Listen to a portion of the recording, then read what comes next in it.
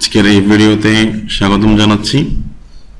আমরা অনেক সময় এক্সেলে কাজ করতে গেলে যখন বড় একটা এক্সেল শিট নিয়ে কাজ করি দেখা যায় প্রিন্টিং করার সময় আমাদেরকে অনেক ঝামেলা পোহাতে হয়। যেমন আমার একটা শিট, এখানে দেখা যাচ্ছে শিটের মধ্যে ব্র্যান্ড পর্যন্ত আসছে, ব্র্যান্ডের পরে যেগুলো আছে এই যে কোয়ান্টিটি, ইউনিট প্রাইস, এগুলো এতটুকু আসবে, আবার এটা আরেকটা পেজে চলে যাবে। সেক্ষেত্রে আমি যে একটা লিস্ট করতেছি সেটা আমার এক জায়গায় দেখা সম্ভব হচ্ছে না। এ ধরনের বিভিন্ন সমস্যা আমাদেরকে পড়তে হয় এক্সেল যখন আমরা প্রিন্ট করতে চাই তখন। তো এই সমস্যার সমাধান হিসাবে আজকের এই টিউটোরিয়ালটা আপনাদের জন্য। টিউটোরিয়ালটা দেখলে আশা করি এক্সেলের যত বড় শিটে হোক না কেন প্রিন্টিং নিয়ে আপনাদের আর কোনো ধরনের ঝামেলা পোহাতে হবে না। দেখেন আমার এখানে অনেকগুলো কলাম, পি পর্যন্ত কলাম আছে এবং এখানে আমার আইটেম আছে প্রায় 200টা।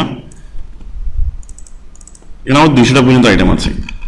তাহলে আমি আমার এই যে সিরিয়াল, ইনভয়েস, এই কলামগুলা প্রতিটা পেজে থাকবে, অটোমেটিক্যালি প্রতি পেজে আসবে এবং আমার একটা পেজের মধ্যে স্ট্যাটাস পর্যন্ত প্রিন্ট এক পেজের মধ্যে আসতে হবে।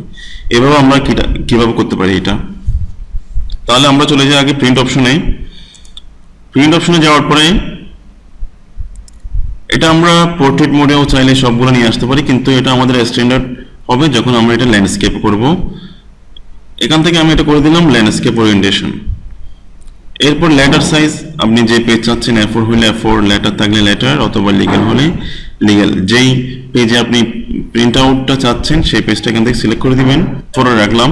এরপর আমি আসলাম এই যে কাস্টম মার্জিন একটা অপশন আছে, এই কাস্টম মার্জিন আপনি এখান থেকে টপ কতটুকু চাচ্ছেন, টপে কতটুকু স্পেস থাকবে, বটমে কতটুকু স্পেস থাকবে, এগুলো করে দিতে পারেন। এখানে আপনারা একটু হালকা কমাই দিতে পারেন, তবে বেশি কমাইলে কিন্তু পেজের সাথে একদম লেগে যাবে, দেখতে অসুন্দর লাগবে। আমি মাত্র 0.25 কমাই দিলাম।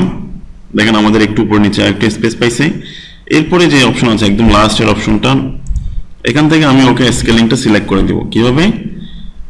আমি যদি পুরো শিটটা এক পেজে চাই, 200টা আইটেম থাকবে এবং কলাম যতটুকু ছিল সব কলাম একসাথে থাকবে, তাহলে আমরা দিব fit sheet on one page. এটা দিলে দেখেন একদম চলে আসতেছে, কিন্তু এভাবে করলে আমরা আসলে বুঝতে অনেক কষ্ট হবে। এরপর আসছে fit all column in one page, এটা দিলাম। দেখেন আমাদের সবগুলো কলাম এক পেজে আসছে, কিন্তু আইটেমগুলো হচ্ছে পরপর পেজে, এই second page, third page, fourth page. আমি একটু আগে বলছিলাম যে আমাদের কলাম সব এক পেজে থাকবে দেখার সুবিধার্থে, সেটাকে আমরা কিভাবে দিব? এটা হচ্ছে আমরা এই fit all column in on one page এখান থেকে। আর যদি আপনি ফিট অল রো অর্থাৎ সব রো একসাথে চান তাহলে হচ্ছে এটা, সেক্ষেত্রে আমার বুঝতে অনেক কষ্ট হবে। তো আমরা নর্মালি যেটা কাজ করব সেটা হচ্ছে fit all column in one page, এটা দিই। এখানে আমাদের সবগুলো এক পেজে চলে আসছে, সব রো না কিন্তু সব কলামগুলো চলে আসছে। এখন সেকেন্ড পেজে গেলে দেখেন এখানে আমার হেডিংটা আছে, সেকেন্ড পেজে গেলে আমার হেডিংটা কিন্তু নেই। তাহলে আমাদের এই হার্ড কপিতে এই পেজগুলো বুঝতে অসুবিধা হবে। এখন আমি চাচ্ছি আমার এই হেডিংটা সব পেজে থাকবে। এটা করার জন্য আমার যেখানে আসতে হবে, আমি ব্যাগ আসলাম, ব্যাগ এসে পেজ লেআউট অপশনটাতে চলে আসবো। এখানে একটা অপশন দেখেন প্রিন্ট টাইটেলস, এই প্রিন্ট টাইটেলসটাতে এসে আমি ক্লিক করলাম। আমি ওর এখানে বলে দিব এই যে এখানের মধ্যে রোজ টু রিপিট এট টপ, অর্থাৎ আমার একদম টপের মধ্যে কোন রোটা রিপিট হবে সেটা আমি এখানে সিলেক্ট করে দিব। তাহলে আমার রোটা সিলেক্ট হবে হচ্ছে এই রোটা, হেডিং রোটা। আপনাদের যদি আরো একাধিক রো থাকে একাধিক রো গুলো এভাবে সিলেক্ট করে দিবেন, একাধিক চলে আসবে।